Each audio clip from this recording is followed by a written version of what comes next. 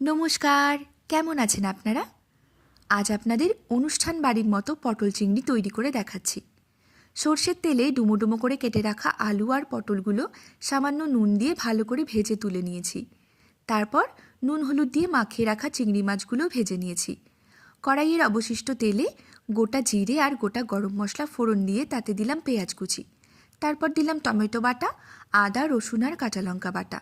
দিচ্ছি স্বাদমতো নুন, হলুদ গুঁড়ো, জিরে গুঁড়ো আর কাশ্মীরি লাল লঙ্কার গুঁড়ো। তারপর সামান্য একটু জল দিয়ে ভালো করে কষিয়ে নিচ্ছি।